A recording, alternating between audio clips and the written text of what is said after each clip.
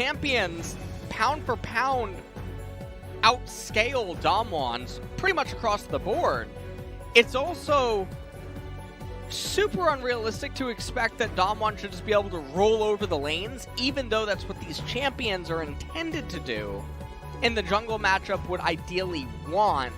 We could see a pretty identical mirror to some of the games that we've seen here earlier on tonight, in that bot in mid lane tries to get reliable priority, converts it into 1 or 2 Dragon Souls, and then there starts to be resistance around the third, and then things fall apart.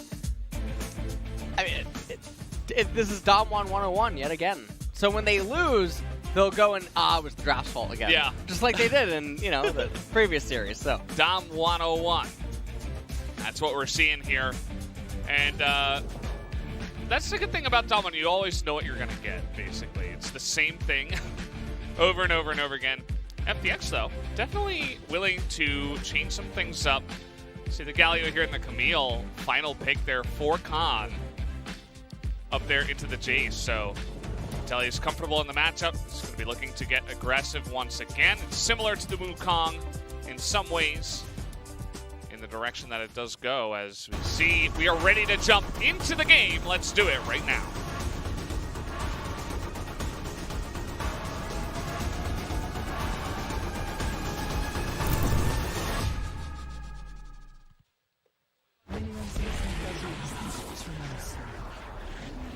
Who is that? Is that Olaf? you leave him alone. You're very loud, Olaf. Showmaker Simmer didn't down. skill a point yet, as Khan is going to be on the Camille.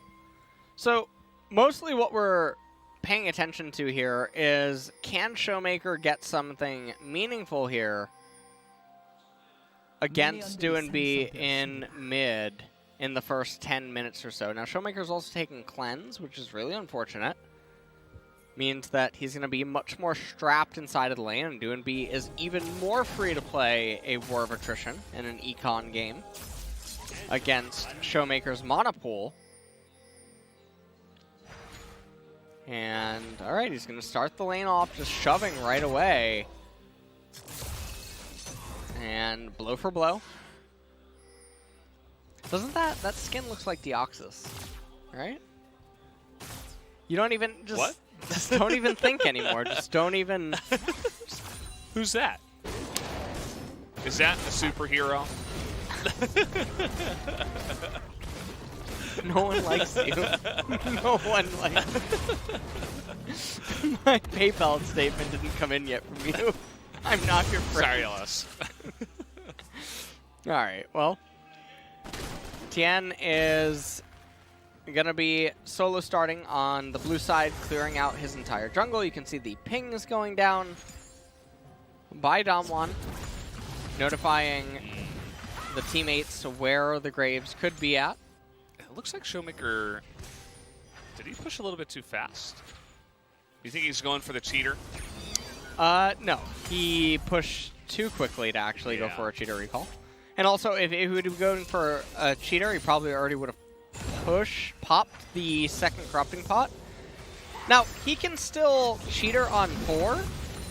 So if we identify this wave as wave 3, or wave C, then you pop both your corrupting potions and you blow your entire load on the wave 4. You spend all of your mana, everything, on just shoving it as rapidly as possible and then recalling. And if you do that well, you can actually get Boots plus Darkseal, which is really nice. Whereas if you cheater on wave 3, generally you get Darkseal plus Control Ward.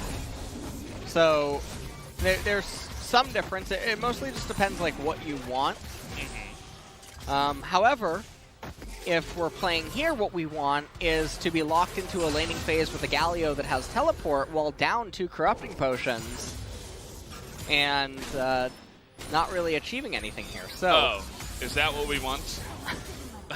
The winning line. Yeah, well, apparently.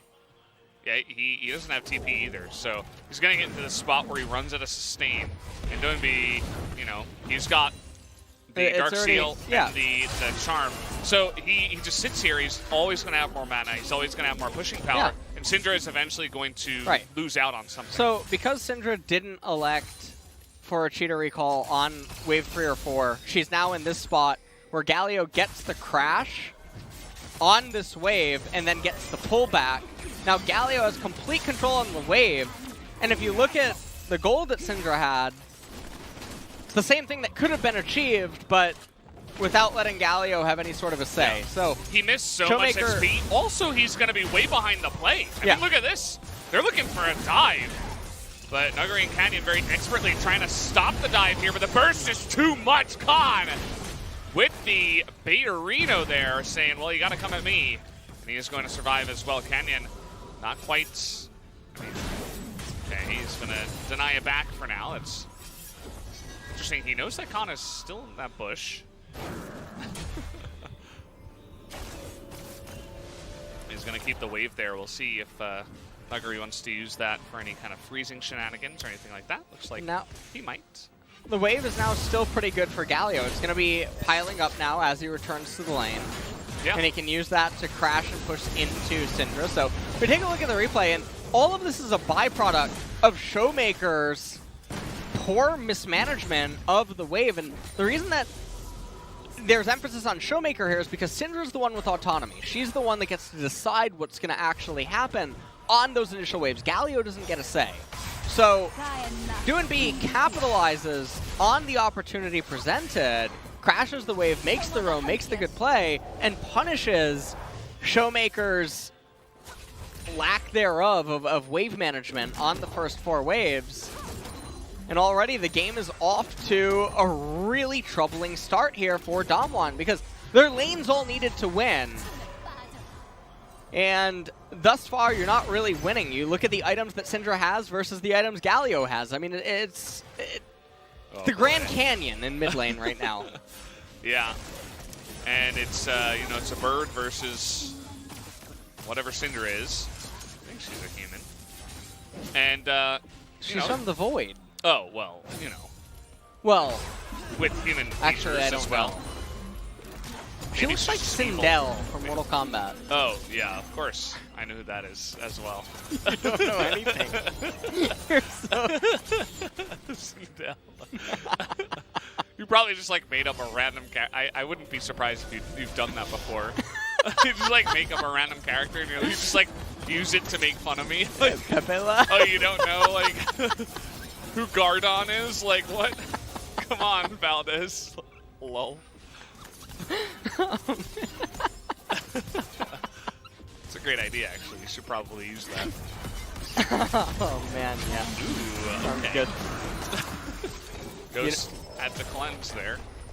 Well, Infernal Dragon's going to be the second one of the game.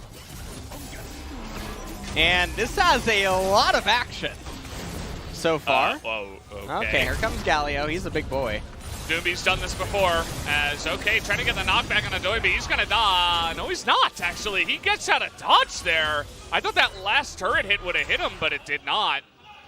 And that means that DWG Gaming feel forced here now to dive on the bottom side. Yep. But it's a much smaller wave. Let's see how they handle it here. Exhaust on LWX. He should be going down. And the Olaf is going to be able to flash to safety. So at least they do get the 1 kill. I think they could probably get Chris, but not quite going to go for it. The issue is that the Maokai is just so tanky, and Chris still has flash available. So with their HP values being the way that it is, it's too risky to try to coordinate a dive. And there's not enough value in getting the kill there. So FPX, I mean, they still make out much better because the Camille is getting ahead of the Jace. Jace is getting put into the grave, and Jace isn't a champion that can be, that can afford to be in the grave. And take a look at Nuguri. He tries to outplay this by knocking back Doinby, but manages to escape the turret aggro range, and so it swaps to Graves, and he just ends up killing the Jace with the R. So this dive ended up being coordinated by DAMWON. They managed to bite back a little bit. But it's not even remotely comparable to the pain that's being inflicted on the top side. Because the Camille is just in such a nice spot right now. Yeah, and we've seen this before. We've talked about this a lot in the LCK rotations for the Rift Herald at 8 to 10 minutes. Yeah. Where the bottom lane is going to lose a lot of XP, Yep. and the enemy bottom lane is going to get ahead in XP and gold that from the plates and all this good stuff. Jace is maybe going to be able to get there to get the cannon, but already there's 3 melees that have already been lost. If he ends up getting zoned out and missing this entire wave, that's 3 waves going into the void. So you subtract the 3 waves plus the turret plates that Senna and Maokai are getting. Oh, look at Canyon. Just frontlining here, but in goes Khan. Not sure about that one. Maybe if his Q had come right off cooldown, it would have been good enough, but... Oh, Barrel just going to get assassinated, but it is a trade in the kills. He says, I'm not going down without a fight, and that was his moment. As we are just splitting the map right now. 1 for 2 kills, though, in favor of DAMWON. As, yeah, I was going to say, they still have the Rift Herald. They were waiting for it, so they're going to put it down on the top side. Get that full crash down. So lots of gold now in the pockets, especially of Ghost and Showmaker. So it ends up being pretty nice for DAMWON. End up walking out of this so far with a 1.2k gold lead, roughly. Nuguri is still down in the XP department. Still level 7. Khan has been in level 8 for a little while now. The bottom tier 1 turret is still alive. Khan goes in onto Beryl, who has bone plating. And so doesn't take as much damage. Khan tries to cancel with Hextech Ultimatum onto Canyon. Not quite able to find a kill. Tien goes in, trades onto the Karma, knowing that he was dead anyway. Yeah. And now coming back into live, FPX, I mean, they're down 1,000 gold, but it's not the end of the world. Graves has all of the kills. The Galio is sitting very comfortable. 1 minute until Infernal Drake. Yeah, the Drakes are going to be important. It's either going to be Cloud or Mountain Soul that do end up coming out here on this Rift. Got a pretty tanky lineup on the side of FPX, actually, with Maokai. The Galio, of course, could build some tanky items. And even the Graves with his Ninja Tabby. But we'll have to see which one does end up coming out here, as DWG Gaming just going to group up in the mid lane. And it doesn't look like they're going to get that plate at the end of the day. Just posturing here for the Infernal Drake that's about to spawn. Still 2 minutes until turret plates do end up disappearing. Infernal's up, but Graves is on the opposite side of the map, so FPX actually just giving this up for free, and this is a very big turnaround of events, which is very beneficial for DAMWON. They want to really roll Mountain here, and they did. So things are starting to brighten up if you are a DAMWON fan. Khan, though, is the ticking time bomb on the side of FPX. He's been sitting on the Sheen for so long. He must have such a big recall in his pocket. And so we'll see what he ends up managing to buy once he touches down on Fountain. Ghost trying to get another turret plate. There we go. Okay. It's Tabby, Phage, and that's about it for now. You probably shouldn't wait in lane until you can full buy outside of a Sheen, a Trinity Force. But yeah, you can see FPX's plan with the Galio. It's like, always threaten top lane, make this Jace into nothing. Yep. And they have done a good job of that. They are getting Khan a good amount of farm, a lot of plates up there already, 3 given over to him. And Galio hasn't missed too much at the end of it. You can see the immediate pings that do come in when the Galio does go missing. And now you can see Canyon is coming in here to just try to hard push the lane and force DWG to stay here. Well, 3.5 minutes until Mountain is going to end up coming up. Graves trying to make his way to the Black Cleaver as his next item. Senna is continuing on with the Frozen Mallet first item. Showmaker gets the blue buff. Still on the Lost Chapter. And the gold score is very close. It's 500. Yeah, it's a pretty close game at this point in time. I feel like, you know, there's some nice advantages to DAMWON. Obviously, Khan is pretty fed on the side of FPX as that kind of split pushing carry, and you can see a late game where the Jace isn't really going to be able to stand up to her. But this mid game is really going to decide, you know, who's going to get the big advantage coming into this one. If DAMWON pick up a Mountain Drake and a couple kills, how much is Khan really going to be able to do? But if FPX start coming back, they get some, you know, nice ganks down with the Galio, then, you know, they can start to get their own Mountain Drakes. They can start to control the map, look for picks with, I mean, you've got Maokai Galio alone, not to mention the Camille, the Senna's even decent at it. I feel like a lot of this game is going to be decided within the next 5 to 10 minutes. Yeah, absolutely. I mean, if DAMWON can end up actually getting that mountain and then forcing such an early soul, things get really scary. Everything just spirals out of control from that point. And this would be the second time today that they're actually bailed out by a mountain soul. Nice flash here. The Senna is going to help out under the turret, and the Galio's there as well. Easy Dunkaroony. That's what I would like to call that one.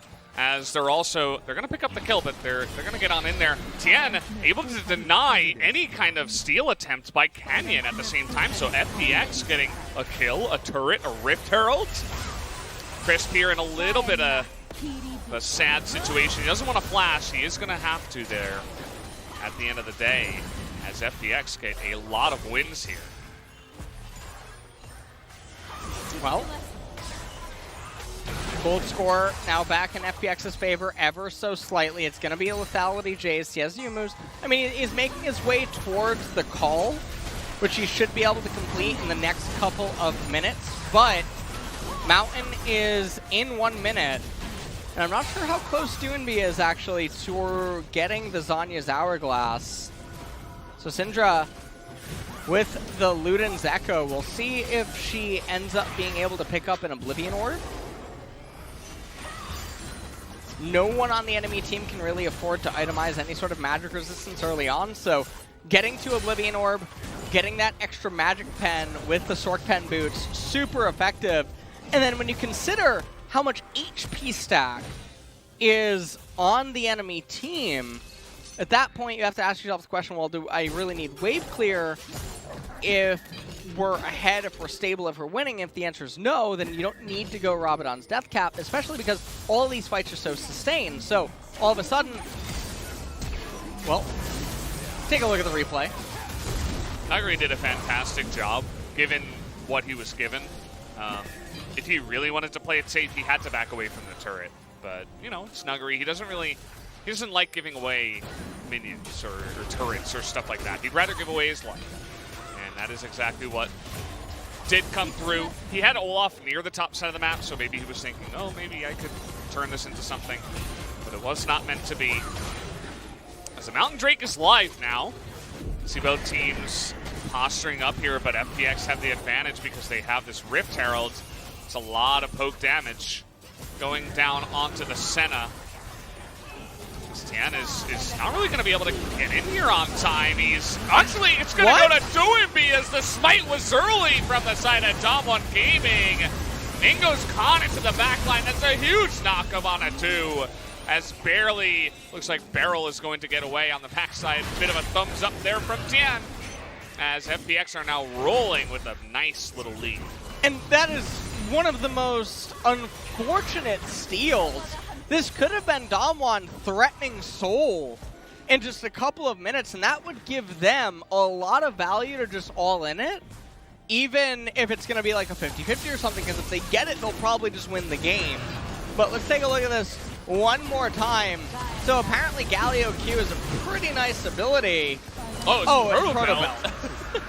14. Nice item. It's a big belt, you know? I mean, to put out those ability pulses, whatever those things are, it would have to be a pretty big belt. So it doesn't surprise me. And that's gotta hurt, man. And the thing is that this ultimately buys FPX 5 more minutes to continue to get items. This was a team fight where Galio did not have Zhonya's Hourglass available yet. Graves did not have the Black Cleaver.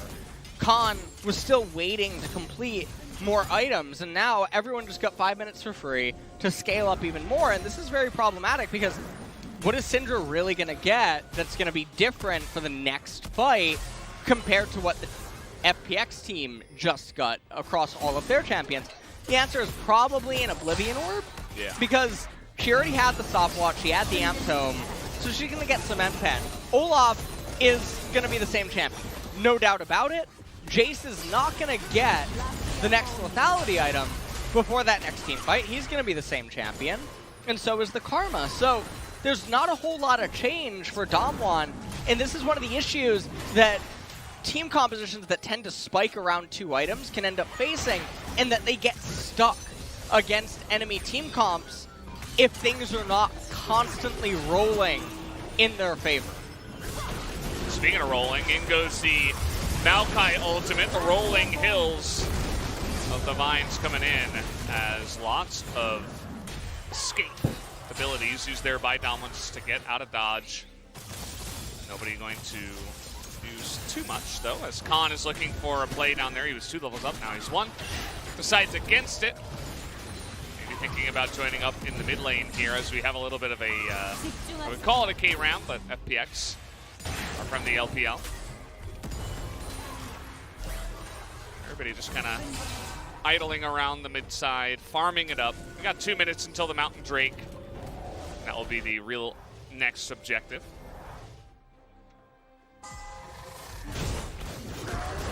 Well, everyone just continuing to farm. Runan's Hurricane now completed on Ghost on this Aphelios. For the time being, the Infernal Dragon on DAMWON is helping a little bit to mitigate the gold advantage that FPX has, but don't forget that they have a Mountain Drake under their belt, and Graves, I mean, he gets so much armor with his grid, as well as having the Ninja Tab Eyes. Galio is no stranger to getting a lot of resistances, and Maokai as well. So these dragons are really perfect for FPX because it poses a really big problem. The other thing about that one Mountain Drake is that the minuscule amount of magic resistance on the FPX, just getting slight amplification, makes it that much harder for Syndra. And there's the item that I was referencing earlier when I was stating that the enemy didn't really have MR, but they stack a lot of HP, is that Liandry's Torment, if you don't have a need to wave clear, you don't need Death Cap. And Syndra doesn't have any abilities that grant shields or anything like that, which converts to EHP with your AP, so Liandry's in sustained fights, really fantastic. Khan trying to 1v2 here, didn't notice the Syndra. That's a nice stun. Showmaker able to pick up the kill. And FPX, they are saying, okay, we don't want to give that up for free, but there's no wave in the mid lane. And so it will just be the kill going the way of DAMWON. We do. 20 seconds? 23 seconds on the death timer, 16 yep. on Mountain Drake. So teleport should come up here, though. Speaking of TP, in comes Snuggery. Trying to help out against that Galio's. Now the Galio's on the way out. And, okay, trying to get on top of TN, but I think it's Stuami that might just be the one to go down here. But the Nimbus Cloak, so good. Able to get him to safety there. As in come the rolling Maokai Hills to try to push them away. And now it's time for Khan to TP. Oh, man. Oh, he's going to go for the flank. He says he has enough time. Stun comes down, though. That's another TP coming in here. This time it's Stuami. Looking for Beryl and the rest of the team. He's going to find 2. That's a nice amount of Galio burst damage. In goes Khan as well. And Aphelios do it, though, from behind. They have a good amount of poke and fight back, but it's just not enough. Up against 2 Mountain Drakes now. FPX is going to take the kill, the Dragon, and move up to the mid lane. The issue with this is 2 Mountain Dragons. I mean, this is 12% amp to armor and magic resistance. So at this point, I mean, the lethality on Jace is just getting hit so hard in terms of the stats. Aphelios, he's not getting any sort of armor pen from the items that he's going to be getting. So this is hurting DAMWON so much. Syndra is going to start tickling FPX in a bit here. So more and more pressure just getting added. Nuguri whipping on the cancel of Galio's ultimate. And then right here, I would have assumed that they would just guarantee the kill onto Doing Me and then immediately get the Mountain Dragon. They didn't have to get it right here. They can't afford to back off. I have no idea what they were thinking. And they just conceded. But then they stick around the team fight. And it's like, well, do one or the other. Doesn't want to go. Ended up having to fight. Brought to them by FPX. And honestly, I think this is probably the game deciding moment. Because it's not just that they lose the mountain break, it's that they lose the control over everything, and the resistances stifle them that much more. It's really looking new here. Resistances do a lot with their packing.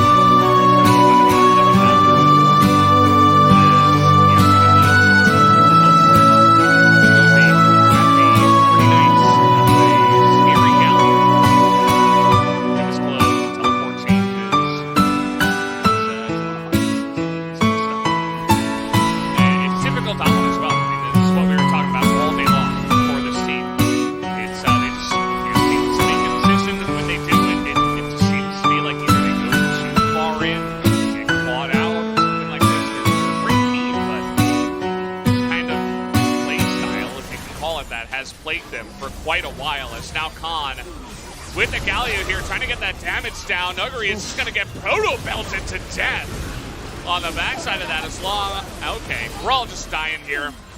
Under the turret, Canyon not really able to do much. It's really all up to Aphelios. Ghost is going to get the one. Can he get the two is the question. He's flashing forward. He's not going to get the kill to go onto Khan as he gets rooted up there.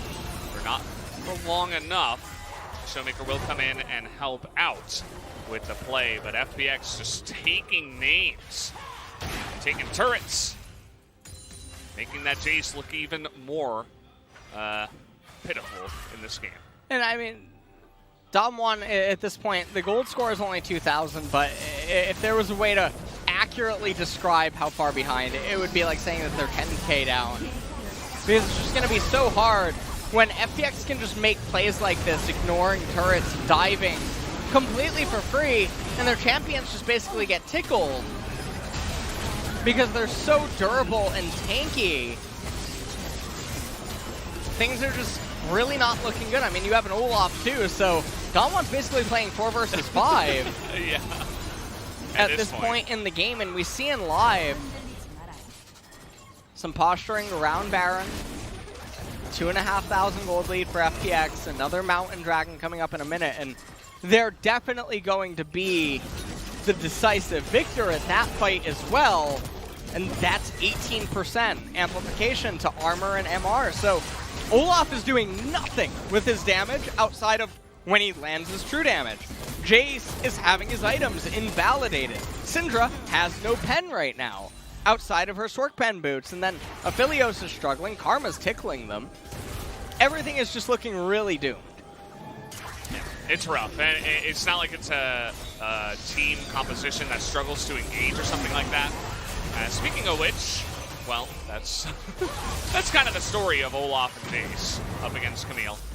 I mean, if FPX want to engage, they can flash Maokai, they can, you know, the easiest one, send in a Camille with the Galio right behind her.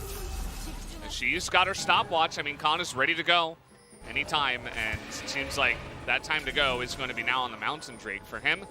This Canyon, he's like trying to somewhat threaten Baron, but FPX knows that's never going to happen. I really hope that we get a pan to one of the FPX members as this dragon is taken. Okay, 125 armor and 55 magic resist. Oh, okay, yeah, just pan away. Not a big deal. Okay. Really?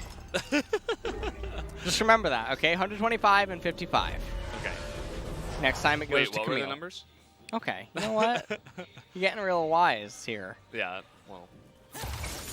There's, you know, not much else to do in this one. And, yeah, I mean, Khan, he had a fun early game. He had a fun mid-game. He's got a couple items. See, they're sending 2 people bot, but I mean, it's going to be rough. Even FPX could control around the Baron. They have total control of the map and the game right now. Even though you do look on the left side and you're like, oh, 2-0-2, 2-1-2, maybe, but unless we get a true, 200 years moments, like one of these where he just groups all 5 up and just AoE one-shots everybody, unless that happens, which, doesn't really happen too much anymore. It's looking pretty grim for DWG Gaming. And, well, just having some ping pong happen pretty much across the board right now, as FPX seem to be really just reserved and cautious with their play right now, knowing that, okay, so she got 12 armor and 4 MR off the last Drake. Yeah. That's insane. Almost got a cloth armor. Yeah. for free. That seems fair and balanced. And then with each level up, obviously, it'll get a little bit bigger, but I mean, there's another Mountain Drake coming up in 3 minutes, so quite nice there. Void Staff picked up by Syndra. Absolutely So necessary. really good itemization, at least, out of Showmaker. He heard you talking about him in the early game, and he's like, well, I gotta show LS what's up. That was it, yeah. And not totally sure what DAMWON can really do to come back in this game outside of some miracle Syndra multi-man E-stun.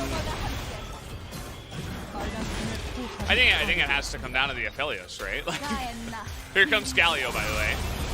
He's a little bit scary, but they spot it early, so the engage will not work. I'm sure Barrel's just watching the flanks, looking in the fog of war, seeing if there's any teleport set coming down, and keeping track of the timers and all that good stuff. Makes it a little bit easier. Well, the only thing I think that can bail DAMWON out of this game would probably be 200 years. No, that is the only thing I can... Given that amount of time, right? That's a lot of time. A lot of stuff can happen. I do believe that that would be probably in their best interest in trying to allow that to happen. But FPX, just like in the previous game, seem very content on just letting the game continue to coast, where it's the inevitable end that is the Mountain Soul. Okay. You just died, buddy. That's actually really awkward. Camille, as I mentioned before, she's one of these champions that opens up fights for FPX. Now that's gone. Just out of seemingly nowhere. The Syndra, yes, she has good itemization, the ability to do that. Let's see what Tan can do. He's up 3 levels. Barrel here, trying his best to get a fight going, but he's a Karma. He forgot he's not Alistair. Okay, trying to tip away at this. They have the vision, but Noimbi with the stopwatch, they stopped all damage on the Baron. Showmaker gonna pick up that kill, and that means that FPX will have to back away.